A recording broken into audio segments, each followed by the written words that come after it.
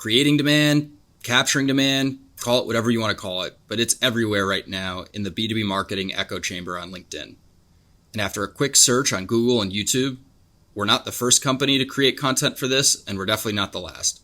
So we promise we're not going to repeat everything that you're already hearing out there today.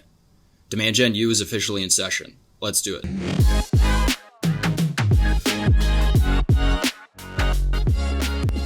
So before I let you get on your soapbox, Jason, I'm going to get on my soapbox for a second to kick this episode off. Personally, I think creating demand and capturing demand are textbook examples of things that B2B marketers are overcomplicating. Because for me, I look at creating demand as really just good brand awareness, and I look at capturing demand as good lead gen. And not lead gen in a ebook download sense, but lead gen in a qualified demo or sales request. What do you think? Yeah, I mean, it wouldn't be right if we didn't like just take something super simple and try and overcomplicate it, because like then what would our bosses think that we're doing, you know, or like, wait, this has been it all along. So, but I have to be doing something new. So let's call it something else and keep doing the same thing. Sounds something like account-based marketing to me, but you know, I don't know. So yeah, it's, you know, of course it's more nuanced than that, which we'll get into today, but it is not complicated. It's not a complicated concept. It's, you know, supply and demand, if you really get to it, you know, so like you want people to have, you want there to be some demand for your product, just like if you were a B2C brand. And how do you get that demand? You know, sometimes you got to create it. And how do you create it? You know, lots of different ways. And then sometimes, you know, it's sitting out there and looking for you, and you just have to capture it. So yeah, it's very simple. But hopefully we won't overcomplicate it. I'm not going to let you. Yeah. I'm not going to let you overcomplicate it. But what's funny is this is one of those topics. I think it first came up on State of Demand Gen maybe a year or 2 years ago. But when I was doing some research to put the outline together, the first record that I came across of this being talked about was all the way back in 2016, crazy enough. And it was on a LinkedIn Pulse article. I don't even know if LinkedIn Pulse is still a thing, which I thought was pretty funny that it's been around for a while and it's really just caught on within the last year or two.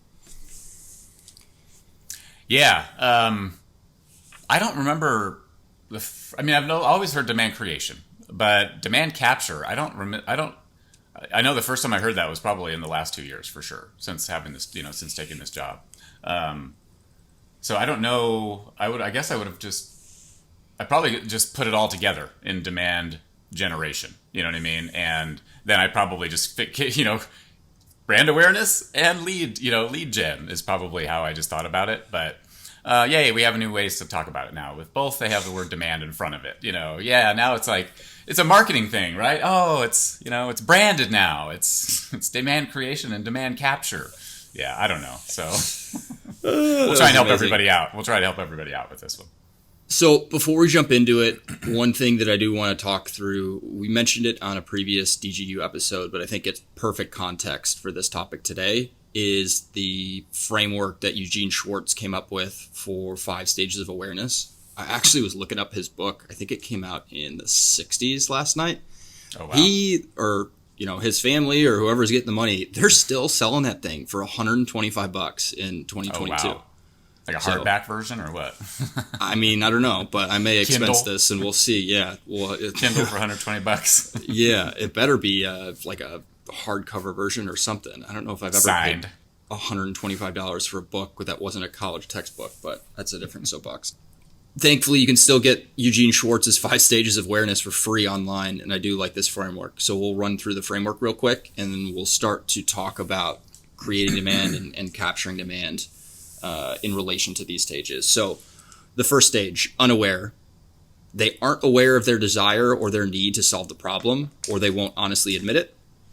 Problem aware. They know they have a problem to solve, but aren't aware of any specific solutions. Solution aware. They know there is a solution to their problem, but they don't know of any specific products to solve it. Product aware.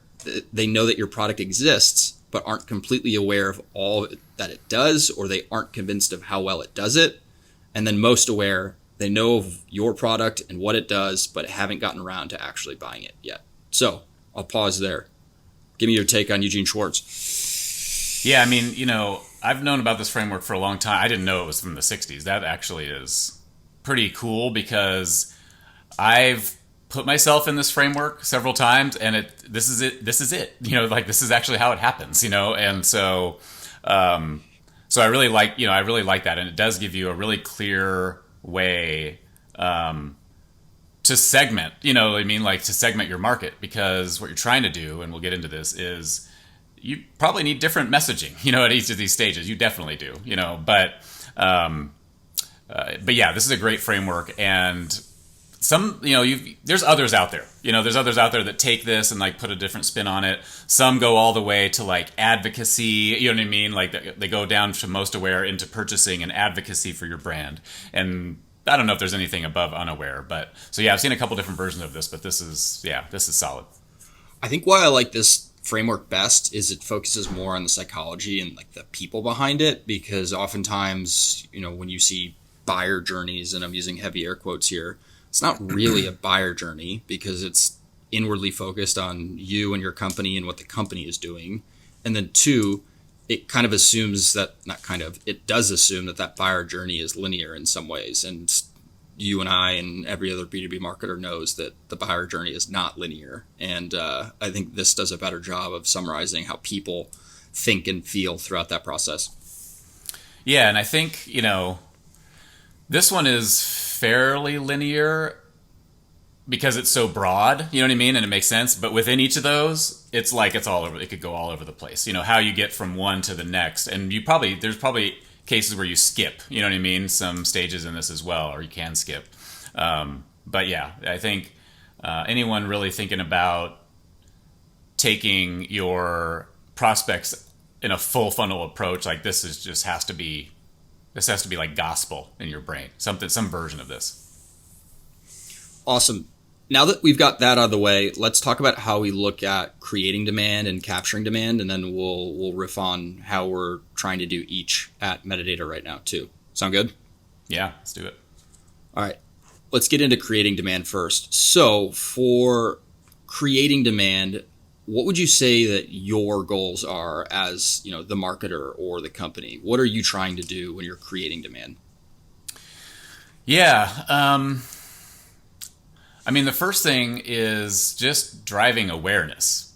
And I guess that, what I'm talking about driving demand for my product now. And to drive demand for my product, people have to know it's out there. And so like the first thing I'm thinking about is, how do I get some awareness?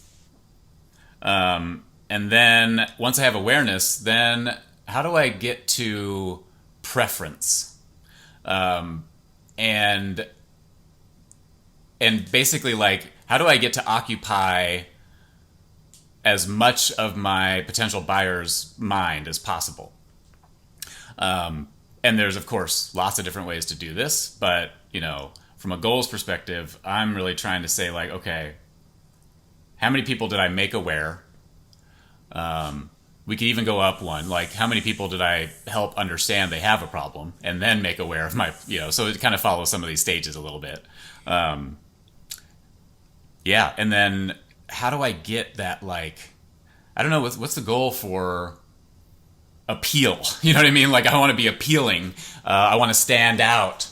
I want to show that we're different, and so, I don't know. Yeah. Goals in terms of metrics. That's an interesting one.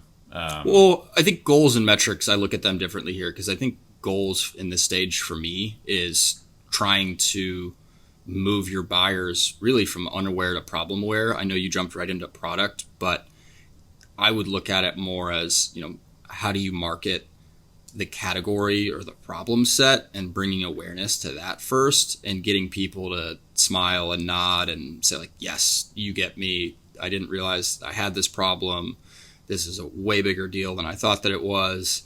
And, here's how you can start solving for that problem, and then introduce your product later on, just so you don't jump to product right away. Because I think it's different. I think when, I made the brand awareness comment at the beginning, it's not market your company or market your product and call that creating demand. It's marketing the category. It's bringing awareness to these problems. It's leading with value without asking for anything in return. And, it's the byproduct of all of that is really brand awareness, because you're being looked at as somebody who's helping them and not really asking for anything yet, because you will ask for something later.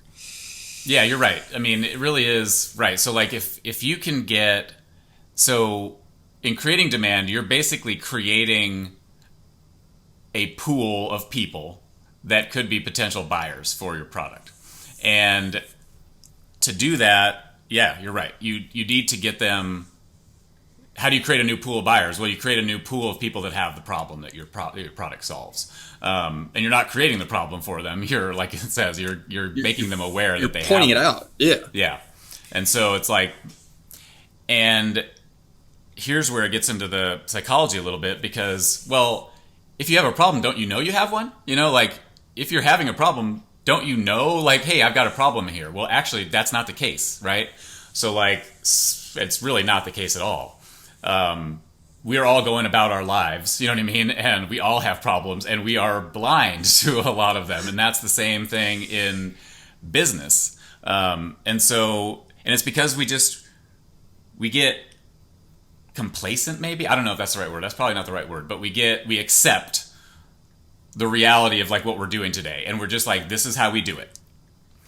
And so then maybe you make up. You know what I mean? You do other things to like make up for the problem that you have or avoid it. You know what I mean? And so you kind of make your way, but not realizing like, oh, there is this thing over here that's maybe not as shiny as everything else. There's this blemish on things that are going on. And if I knew what that was, maybe I could fix it, and maybe I could make things better. And so it's really around like, it's really getting in there and like, okay, they're just kind of heads down. So how do I break them out of that? Like, hey, this is how we do it. Because that's really strong, right? That's a strong hold. It's like a rut, right? Like you just get used to it. It's habit. Humans are very much habit like focused. And so it's hard to break people from that. And so that's that first thing. Like, how do you break people from like, hey, what I'm doing is okay. And also then you're starting to tease into like a little bit of the, like, you're telling me I don't know my problems, so you have to be careful in that too. You don't want to be like, I know what's best for you. You don't know what's best for you, but I do, and you definitely don't want to get in there. So it's a really nuanced, like, how do I make them aware of this as a company that can solve their problem? Not exploiting it, you know what I mean? Not making them feel less than or unintelligent because they don't know it, you know what I mean? So it's a really interesting, like, you gotta really, it's a soft step into it. So we'll get into that in 2 sections from now, but stop peeking ahead at the outline. I didn't. So let's flip the same question. So first it was, what are, your goals as a marketer or as the company? But in this stage, what are your buyers' goals? Like, what are they trying to do? If they're unaware completely, then they don't know. So they're just trying to like, and it of course depends on where your solution, what problems it solves, etc. But the assumption is that your buyer is always trying to be better. You know what I mean? At what they do, whatever it is that they're doing, whatever it is you're trying to sell. So the assumption is like your buyer wants to get better. And so then if you are the buyer, and if you're kind of like, you're thinking, okay, how can I'm going to make the assumption then now that you're a little bit problem aware. Because if you're just completely unaware, then you're just like, your head's down, you're doing your same thing. And you don't really have goals. Your general goal is, I want to get better at what I do. I want to do better for the company. But once you're problem aware, then you're like, okay, this is kind of how I'm solving it today. It's probably manual, or like, it takes a lot of time, or it's just not getting solved. It's getting avoided. So this is how I'm doing it today. What can I do differently to reduce the amount of time I'm doing it, make it more accurate, make it more consistent, just like fix this area. So your mindset is like, how can I spend less time on this problem? Probably, like, how can I spend less time? fewer resources, and do a better job in whatever this area is. Yeah, I mean, I think you said it best at the start. It's just there's a desire to be better, and I think in these first few stages, it's really the focus on just trying to educate yourself and staying on top of things before they actually become, problems or they become trends, and you just want to have a pulse as far as what's out there. And I think in order to do that, you're just constantly consuming content in your spare time, whether it's podcasts, whether it's LinkedIn, whether it's anywhere else you go for information.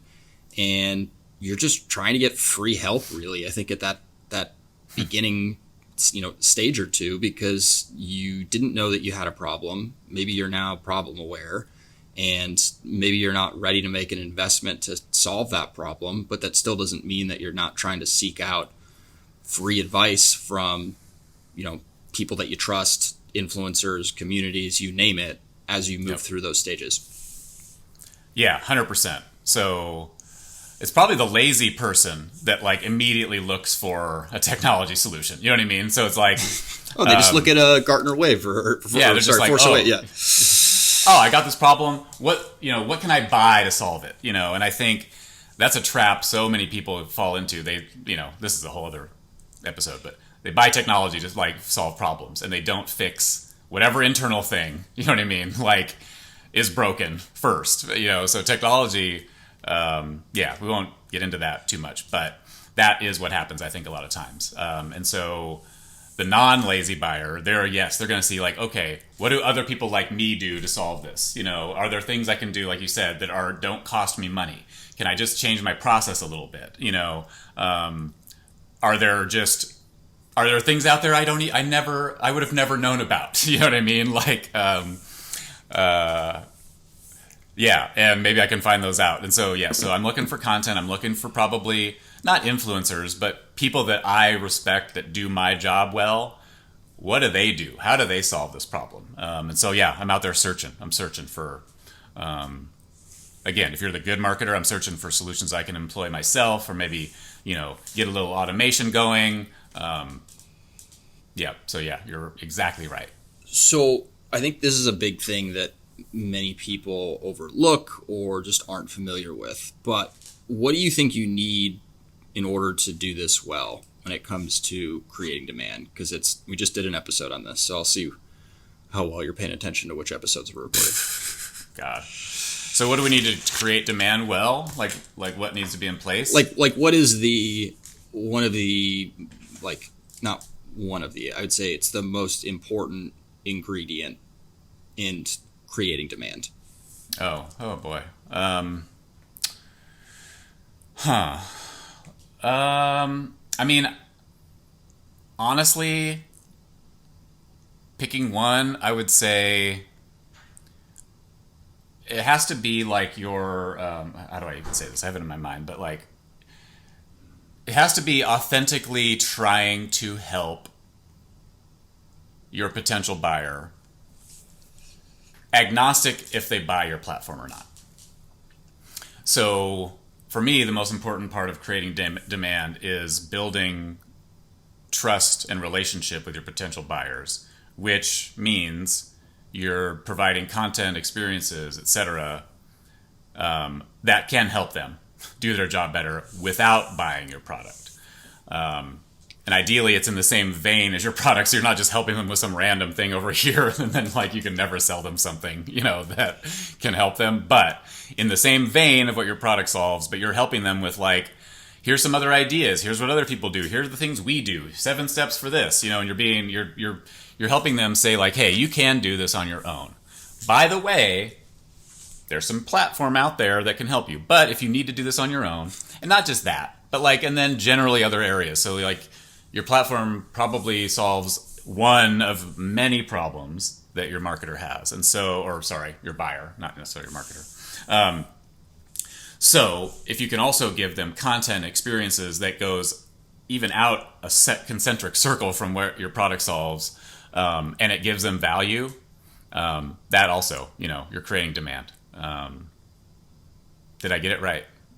I'm going to give you a B minus. Everything that you said is true, but I don't think it's like the most important ingredient. The most important ingredient is you need to have a point of view. You call it a strategic narrative, call it your point of view. You need to have something that people can't argue with. I mean, they can't argue it, but they can't argue that it's happening. And if they don't join this movement that they weren't already aware of, there are winners and losers. And you need to make it very clear to them that if you jump on the bandwagon, this is what will happen. And if you don't jump on the bandwagon and you get left behind, this is what's also going to happen. So I think that's really the biggest thing, because so many companies, whether it's a B2B MarTech company or just B2B SaaS, they try to create demand without actually having a point of view about the market. And if you don't have that, it's kind of tough to stick out. Yeah, no, you're right. Because then you just sound the same as everybody else. Right? Yeah. So if you're talking about it, if you're like, oh, you're saying the exact same thing as everybody else, you don't have anything unique, then it's like, oh, you put yourself, you basically put yourself in a pool, well, a small pond with a lot of fish, I guess. Yeah, that's a good way to say it.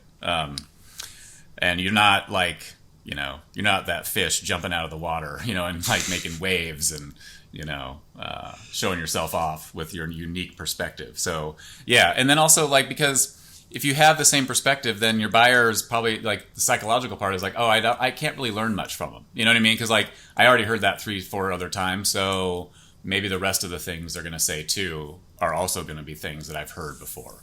And so if you don't have that as even like one of the first impressions, you know what I mean, of your prospect, oh, these guys have a unique perspective on this. I agree with that. I can, like you said, I'm nodding my head like, yes, finally. It's kind of like, yes, finally somebody gets me. Somebody gets it. Exactly. Yeah. And that does create a lot of connection for sure. If you've been watching these videos, know that Jason just got a new camera, and that was the first time where it's been sliding around as you've been moving. Oh, is it moving around? I have my camera blocked. Hollywood now. Yeah. All right. So I actually have a person back there. Yeah, it's actually a private person I hired. They're just moving the camera around for me. They're doing a bad job at it.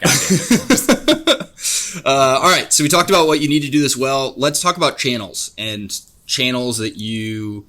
And I was very particular with how I worded this, channels that you should experiment with when it comes to creating demand, because every channel is not going to work for every B2B company or every B2B marketer. There's a time and a place for some of these, but what are some of those first channels that come to mind for you? I mean, it's like, hey, where are these people going to be searching for or looking for this type of thing? So... And then if you're still in the unaware, like you're still just trying to make people aware, it's just, where do your prospects hang out generally? You know what I mean? Like, where are they? In our lovely B2B world, it's usually LinkedIn is always in there. But in this like really unaware stage, some of the broader channels might also be helpful, like Facebook, Instagram. And of course, these are paid. I'm talking paid primarily right now. Search, obviously, like search is a really big one. Usually in that obviously like the problem aware stage, because they're searching for like things, around their problem. But yeah, I mean, it could be any channel, but like the channel should be one where, they can engage with something. The more they can engage and like consume something within the channel and not have to like go from an ad to a site, you know what I mean, to consume it. So like the quicker you can get people to it, the better. So there's just some considerations, but like really any channel, any place where where people are actually consuming things, consuming content, looking at things. I mean, shit, you could even do some in connected TV. You know what I mean? Like absolutely connected TV you could. So, lots of channels. I've talked mostly paid, but what do you got on like? Yeah, I'd probably go a different direction here, and I would think of what are the channels that are a little more of like a safe space, if you will. And I say safe space in a sense that you're not going to be hounded by a sales rep or somebody if you're not really actively looking just yet. So specifically, communities, podcasts, potentially events, depending on the event that you're interested in going to. And then you mentioned LinkedIn earlier. I think for us, yes, we spend a ton of time on our company page for LinkedIn Organic, but also it's the employee advocacy side of it too, which I think is even more important than the company page, because then you may, start to see some of these faces from Metadata or from whatever company it may be. And those people who you're following and they're actively posting, they start to make you, problem aware. And then as they're educating you about the problem, then they subtly start to introduce solutions like metadata, and you start to see it, marketer to marketer or peer to peer. Whereas the old way of doing this was relying on the company to provide you all that information, or the sales team holding as much information as they could before they got you on the phone, and then, they'd reveal everything then. Whereas now, when you talk to a salesperson, you kind of have to assume that you've got 80% of the information already gathered yourself. Like it's different. Yeah, the more of this that you can seed in outside of paid, the better. You're really trying to educate people. You're trying to, like we've said, make them at least somewhat pain aware. And so, like, getting it, the connections, right? So if you can get people talking about it, and it's people that they trust, that's the holy grail, like the social proof that we really want. And like you said, communities can potentially deliver that well. And like, how do you get more of this in the conversation, so you're not having to pay for it, really, make it part of the conversation? Well, yes and no on your paid comment, because there are certain paid channels, and we'll get to capturing demand here in a second, that are straight up demand capture channels. But if you approach paid social in a non-direct response way, and you're marketing your category or trying to lead with value without actually promoting your company, you're ungating things, you're giving away a lot without asking for really anything just yet in return, I think paid social is perfect for creating demand. It's just, you can't expect every single ad to be a direct response ad that then results in a demo.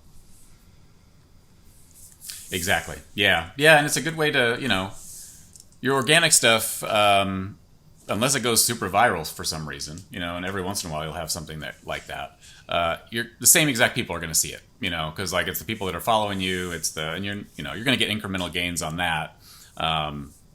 Your company page followers, like you said, people that are on LinkedIn from your company, posting, etc.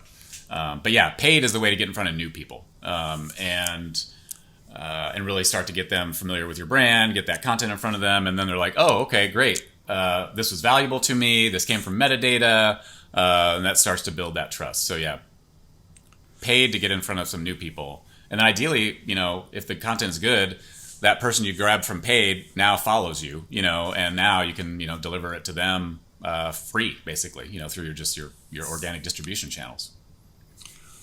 I dig it. So let's switch over to capturing demand. And I think capturing demand is where B2B marketers spend most of their time. And I also want to make everyone aware that the only way, or really the best way to create opportunities for yourself and for your team to create demand is if you really nail the capturing demand part first. So yes, we're doing a whole ton on the brand side with metadata right now, and we feel like we're on the cusp of something awesome. But the only way that we were able to get ourselves in that position in the first place was if we nailed the capturing demand part. So if you do this well, then you can worry about creating demand. But if you jump in right away and just worry about creating demand, you're going to be, the marketing leader that's in that stat for how short their tenure is. Yeah, and we talk about this a lot. A lot of people are, it's like you've got to come in and prove that you can drive demand, and you want to get those wins under your belt. And often the best way to do that is through straight I mean, yeah, just straight demand capture, performance marketing kind of tactics, growth marketing tactics, where you're trying to use data. You're basically trying to get people to go from cold through warm, as fast as possible. But people that are already pain aware, they're already like knowing they need a solution. Maybe they already have one. You know what I mean? They already have a solution and they're not happy with it. And so, I can't remember what the actual question was getting into it, because I started talking about these other things. You can't remember it because I didn't ask one just yet. But first question, what would you say your goals are as a marketer or at the company level for capturing demand? Yeah, so this is like, you're trying to get people to a demo. You're trying to basically, your goals as a company is to, really get somebody to a meeting, get them deeper into the understanding your product, opportunities. This is the low funnel. This is the low funnel stuff now. This is when you're starting to look at revenue metrics, leads, maybe, hopefully not leads, but demo requesters. We can maybe talk about that a little bit, what SDRs have to do versus, marketers, et cetera. But really, from a company, I need leads. I need pipeline. I need opportunities.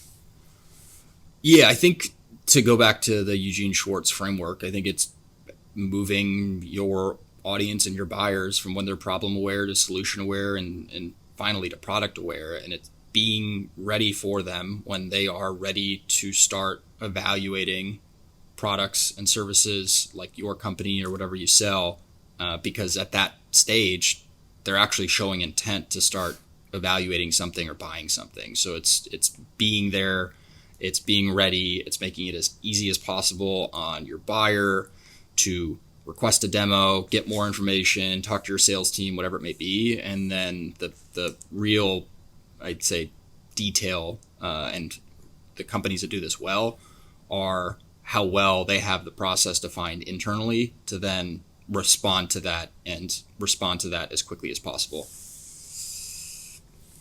Yeah, I mean, I don't really have anything to add on that one. So what would you say? Moving them. What would you say you need to do this well? And this can be like internally focused or externally focused too. So let's see. There's a lot of things. I mean, I think generally this is an area where you want to be good and fast with using data to determine like what's working and what's not. These are areas usually where, when you're in the capture side, a lot of the things you're trying to do are digitally trackable, you know what I mean? And optimizable, I guess, So what do you need? You need to have a good experimental mindset. You need to be good with data and quick feedback loops. And then that's like on the technical side. And then I think on like what you're actually putting out in the market, you need to have basically like content reasons to show why you should be the number one consideration. You know what I mean? As they're looking at different solutions. So you need to have good content, and you need to show up well and have differentiation between your competitors, and you need to be able to be clear about what those are. And then all the way down to like, this is an area where personalization really helps too. So now you really want to personalize, so you got to be good at, I'd say, what do you need? You got to be good at personalization, which is kind of goes back to data, being good with data. Yeah, I think the two other things that I would add would be, one, having legit third-party validation that usually comes in the form of reviews. So having reviews in the first place is a great place to start on G2 or Trust Radius or whatever it may be. And also a process, usually on the CSM side, for getting those existing reviews updated, getting new reviews, and making sure that you're constantly getting more third-party validation, because that's what people are looking for at the end of the day. And then the second thing that I would mention is internally focused, and that's the process part for somebody requests a demo, whether that's through a form or a chatbot or whatever it may be, and they are responded to quickly. It's not painful with qualification. They don't have to jump through hoops to actually see your product. It's painless on their end, and there's a whole lot of work that goes on behind the scenes to make it look painless, because it's not painless internally, but it needs to look painless externally. Yeah, no, I agree. Anything you can do to like really, like you said, make that experience efficient, be there when they need you with what they need from you, not be pushy, but yeah, like you said, let them take themselves through it and make sure you're there when and where they need you with the content that they need to get, to keep going. And respect that, like, they can make their own decisions, you know what I mean, and kind of take that approach. But yeah, all this is really kind of erring towards, it's really like that selection, you know what I mean? Like, kind of erring towards selection. We know they're going to choose something, so like, what do we need to put in front of them? Where do we need to be so that they choose us?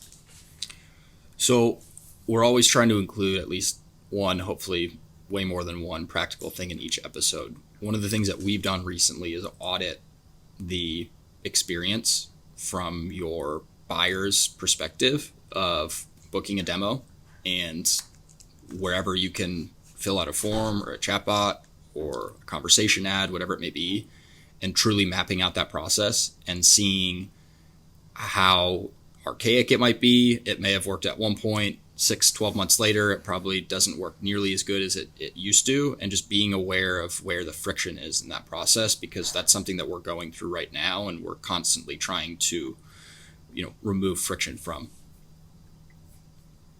Yeah. Yep.